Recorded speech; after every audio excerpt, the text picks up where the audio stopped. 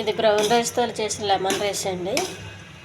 ఇందులో ఎండుమిర్చి, పచ్చెనగపప్పు, మినపప్పు, కొద్దిగా కరివేపాకు, ఒక అన్నీ వేసానండి. కొద్దిగా కొత్తిమీర కూడా వేసాను. ఇది చాలా హెల్దీ అండి. ఒక చల్లగా అయిందండి.